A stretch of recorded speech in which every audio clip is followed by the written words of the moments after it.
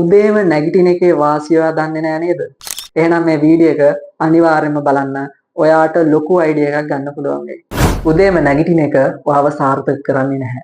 හැබැයි හැම සාර්ථක මිනිස්සෙක් වගේම උදේම නැගිටිනවා. මේ කතාව දෙක නිකන් කන්ෆියුස් වෙන කතාවක් නේද? මොකද්ද ඇත්ත කතාව? උදේ 5ට විතර නැගිටින එක ඇත්තටම පවර්ෆුල්ද? එහෙමත් නැත්නම් මේකත් එක්තරා මිත්‍යාවක් විතරද? අද මම ඔයාලට පෙන්නන්නම් උදේ පාන්දර නැගිටින කුරුල්ලෙක් පණුව ටිකක් අල්ලගන්න එකේ වැදගත්කම ගැන. මේ එකම එක පුරුද්දෙන් ඔයාගේ ජීවිතේම වෙනස් කරන විදිහ, ඒ වගේම ඔයාට ඕන කරන සල්ලි ටික හම්බ කරගන්න පවා මේක උදව් වෙන විදිහ මම ඔයාට A to Z අද කියලා දෙන්නම්.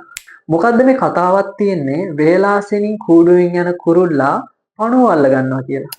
මේක මේ කුරුල්ලෙක් ගැනවත් පණුවෙක් ගැනවත් කතාවක් නෙවෙයි. මේ අවස්ථාව ගැන තමයි කතා කරන්නේ.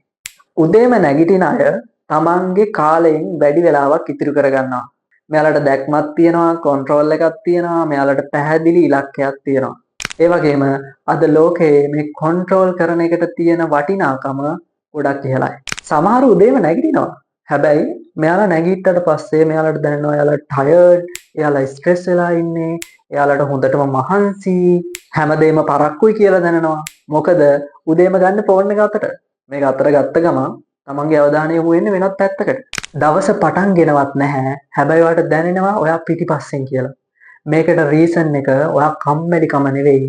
ඔයාට ඔයාගේ කන්ට්‍රෝල් එකක් නැති වෙලා තියෙන්නේ. ඔයාගේ මොලේ හැමතිස්සෙම කම්ෆර්ට් එකට කැමතියි. වැඩිපුර නිදා ගන්න කැමති, පරක් වෙලා හැරෙන්න කැමති, රෑ මැද වෙනකම් ෆෝන් යූස් කරන්න කැමති, උදේම නැගිට්ට ගමන් ෆෝන් එක අරගෙන එක එක ස්ටෝරිස් බලන්න, සෝෂල් මීඩියා වල යන්න කැමති. හැබැයි සක්සස් වෙන්න ඕන නම් ඩිස්කම්ෆර්ට් එක අනිවාර්යෙන් ඕනේ. උදේම නැගිටින එක කාලය ගැන ප්‍රශ්නයක් නෙවෙයි. මේක ඩිසිප්ලින් එක සම්බන්ධ දෙයක්. ඔයා ජීවත් වෙන විදිහක් තියෙනවානේ. ඔයා දවසම වැඩ කරලා ගෙදර එනවා, ගෙදර ඇවිල්ලා කාලා බීලා ෆිල්ම් එකක් බලලා එදා කරන්න ඕන වැඩ ටික ඔක්කොම ටික කරලා රැයට තව මනෝපාරකුත් ගහලා ඊට පස්සේ ආයෙත් ෆෝන් එක අතට අරගෙන ඒකත් පාවිච්චි කරලා රෑ 2ට 3ට සමහර විට 4 5ට වෙන්නත් පුළුවන්. මෙන්න මේ වෙලාවට නිදා ගන්න යනවා. ඊට පස්සේ අනිත් පහෝදා උදේ 9ට 10ට එහෙමත් නැත්නම් දවල් 12 විතර වෙනකන් ඉඳලා තමයි ඔයා නැගිටින්නේ.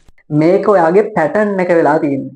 ඔයා මේ පැටර්න් එක ෆලෝ කරන නිසා තමයි ඔයාට කවදාවත් චේන්ජ් එකකට යන්න බැරි වෙලා තියෙන්නේ. රොබින් ශර්මාගේ The Sam Club කියන පොතේ කියනවා Own your morning, elevate your life.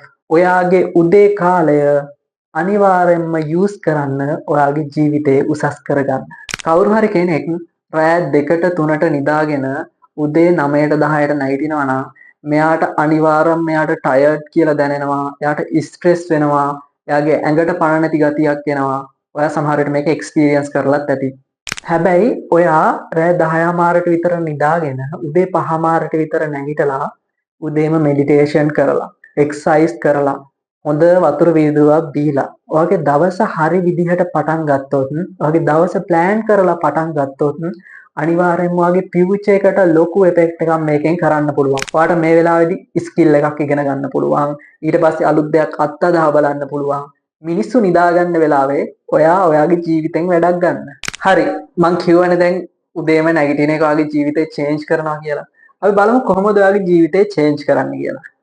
පළවෙනි දේ තමයි ඔයාට අමතර කාලයක් ලැබෙනවා.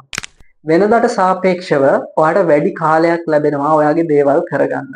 දෙවෙනි එක තමයි ඔයාගේ ફોකස් එක වැඩි වෙනවා. මොකද උදේ පාන්දරට ඇහෙන ශබ්ද ප්‍රමාණය අඩුයි. ඊට පස්සේ ඔයාට මොනවා හරි දෙයක් කරනවා නම් ඒකට ફોකස් කරලා කරන්න පුළුවන් සම්භාවිතාවය වැඩි. තුන්වෙනි එක තමයි ඩිසිප්ලින් ස්ට්‍රෝං වෙනවා. ඔයා දවස පටන් ගන්නේ ඔයාගේ වින් එකක් එක්ක. ඒ කියන්නේ ඔයා දවස දිනලා ඉවරයි මුලින්ම. මොකද ඔයා දන්නවා ඔයා උදේම නැගිටලා මම මේ දේවල් ටික කරා කියලා.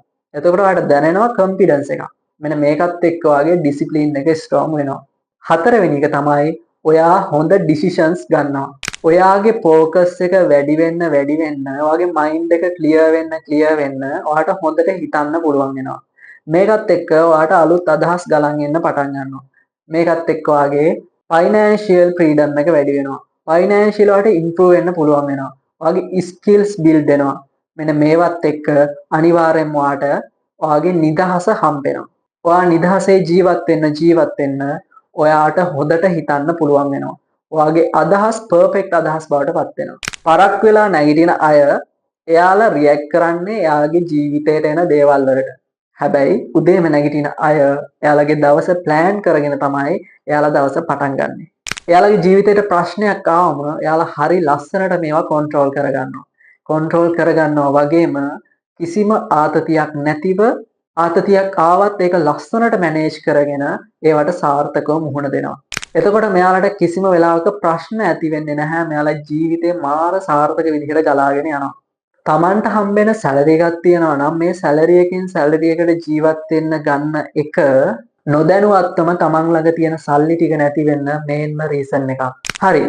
කොහොමද දැන් ඔයා මේක පටන් ගන්නෙ? ඔයා හෙට උදේ 5ට නැගිටින්න try කරන්න එපා. ඔයා උදේ 8ට නැගිට්ටා නම් හෙට උදේට ඔයා අඩුම 7:45ට නැගිටින්න try කරන්න.